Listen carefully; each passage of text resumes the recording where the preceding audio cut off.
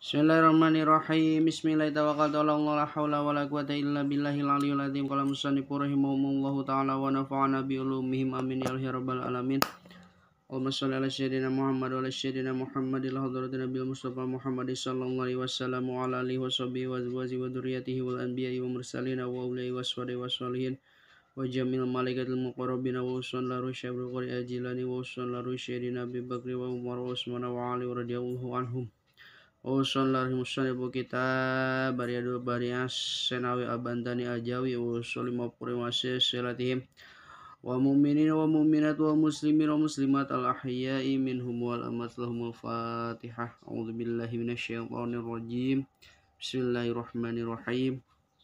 Alhamdulillahi rabbil alamin arrahmanir rahim maliki yaumiddin iyyaka na'budu wa iyyaka nasta'in ihdinas siratal mustaqim Shiratal ladzina an'amta 'alaihim ghairil maghdubi 'alaihim waladdallin. Ighfir lana amin. Orang lajeng geundi kana pangaosan kitab salajengna kitab Riyadul Badiah lamun kitab Sapinahna aya di halaman 26 ieu Sapinah ieu kitab Riyadna nu handap. Anu aya kitab Riyadna mangga pilarian wae babul haidi wa nipasi bagian ieu nya. Urang samikeun logatanana nu aya logatan upami abdi salah dina macana atawa dina ngalogatanana mangga di komentar wae. Urang belajar sasarangan sanes bade menggurui kitu. Bismillahirrahmanirrahim. Babul haidi areta bab bade mertelakeun haid wa nipasi sareng nipas.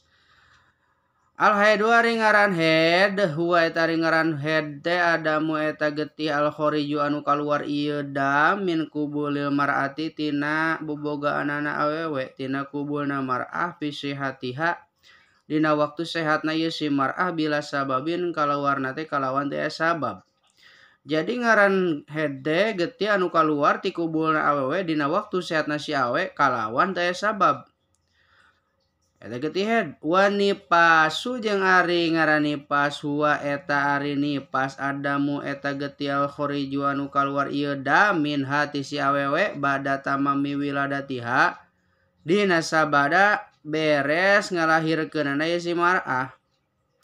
Ari ngaran nipas mah getih anu kaluar ti awewe dina sabada beres ngalahirkeun. Wa qalu sinil haidi jeung ari pangsetik-setikna taunan haid teh tis usinina eta umur 8 tahun. Awewe anu mimiti haid teh pangleutik-leutikna teh umur 8 tahun takriban kalawan kurang leuwih. Wa qalu muddatihi jeung ari pangsetik-setikna zaman haid yaumun eta sapoe walailatun jeung sapeuting.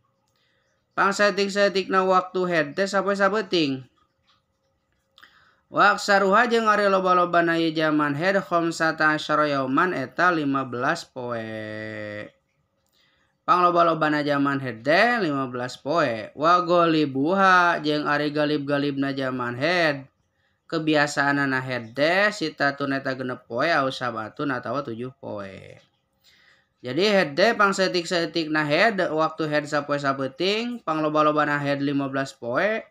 Galib-galibna haid biasana haid teh galibna mah 6 atau 7 poe. Painna koso tuluy lamun mah kurang. Naon adamu getih anak aqli muddati tina pangsetik-setikna zaman.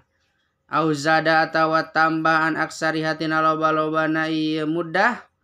Bahwa mangkari ieu getih teh damu pasadin eta getih panyakit dam pasad.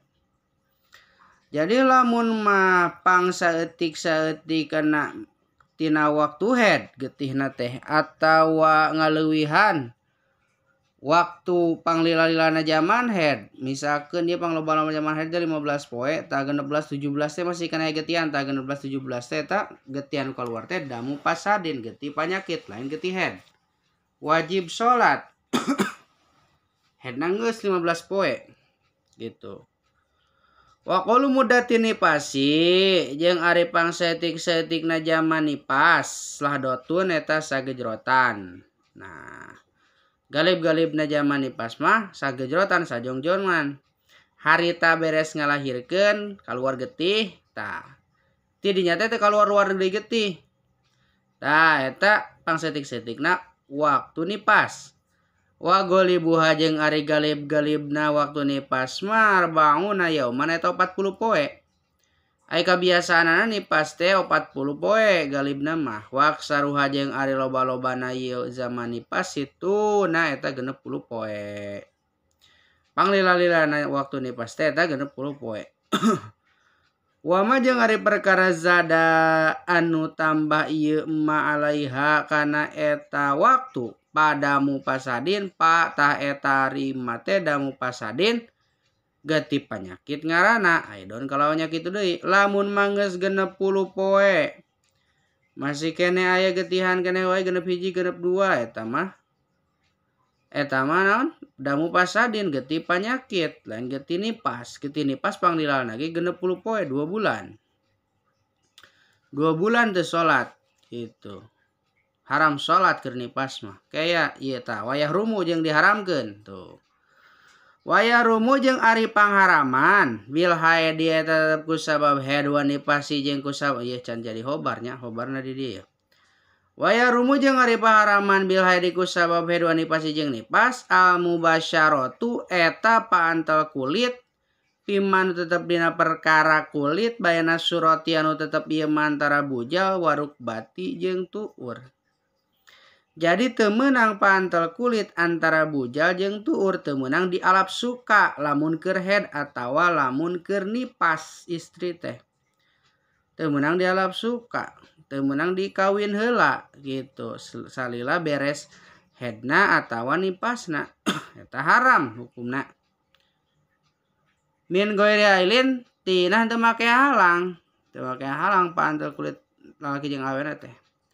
Wa maruru jeung haram ngaliwat pi masjid di jero masjid in hopat salamun masieun ieu si haid tanjisahu atawa si jalma nu haid atawa nipas teh tanjisahu kana nganajisanana ieu masjid teu meunang haram di ngaliwat ka jero masjid teh bisi pan bareto mah can aya pembalut can aya softtek jadi bisi darahna eta ngapret ka masjid jadi haram teu meunang ngaliwat ka jero masjid lamun ka pipir masjid mah di luar meunang gitu. Wasaumu jeung haram puasa haram teu meunang puasa ke dikodoan puasana batal heula. Wa muharramatul jinabati jeung pirang-pirang paharaman anu kusabab junub. Sakabehna perkara anu diharamkeun ku sabab junub eta oge diharamkeun lamun nalika haid. Misalkan haram naon sabab junub teh haram maca Quran haram salat apaanan kudu adus heula gitu sakabeh perkara anu haramnya baca Quran lain maca Quran haramnya baca Quran sakabehna perkara anu diharamkeun dina junub ieu ge asup kana paharaman dina haram oge lamun dilakukeun lamun keur haid atau keur nipas sarua paharaman jeung junub. Wa muharramatu jinabati jeung pirang-pirang paharaman ku sabab junub as-sabiqati anu geus ti heula ieu dituturna ieu muharramatul jinabah. Wa yajibu jeung liwajib alal haidi ka jalma anu haid alal haidi isim fa'ilnya haidun isim fa'il teh lapan fa'ilun jalma anu haid. Isim fa'il teh tudu kana anu migawe. Fa'ilun anu migawe maf'ulun anu dipigawe haidun anu haid mahudun anu dihedan gitu. Wanipasi ieu teh jadi atap tina al hadi wanipasi wajib jeung wajib al haidi ka jalma anu haid wanipasi jeung ka jalma nipas naon qada usaumi wajib ngodoan puasa tah ieu fa'ilna lapad qada usaumi yajibu fil mudhari tina lapad wajib yajibu wujuban fa huwa wajibun wa dzaka maujubun itu fil bina wajibati fil bina ajwab fil bina misal mu'tal fa ieu jadi fa'ilna lapad qada wajibu jeung wajib ka jalma nu haid jeung ka jalma nipas naon qada usaumi wajib ngodoan puasa al paitati anu lepot anu kaliwat itu puasa fil haidi dina waktu haid wanipasi jeung dina waktu nipas tah bulan puasa awewe ayeuna misalkan teu paluasa sabab manehna head tapi tetep ke kudu di kodoan. Duna qodoi sholatin teu wajib ngodoan salat alpaitati anu pot ieu salat pihima dina ieu head jeung nifas. Salat man teu wajib dikodo gitu. Lamun keur head urang head teu salat teu nanaon teu dikodoan teu nanaon. Tapi misalkeun kieu misalkan kasasup waktu lohor tah awewe teh santai-santai we can salat lohor aepek teh head tah eta salat lohor mah kudu dikodoan soalna manehna asup waktu lohor tetapi manehna lalai teu buru-buru salat sehingga datang head manten tah eta wajib dikodoan gitu. Kecuali lamun jam 11 tah jam 11 head can asup waktu lohor salat lohor teh teu nanaon. Ieu mah misalkan lamun headna jam 1 siang terus manehna can salat kaburu head nanten tah eta salat lohorna doang anu dikodoan asar kadituna teu dikodoan. Kita bersolati sakitu heula wallahu a'lam bishawab.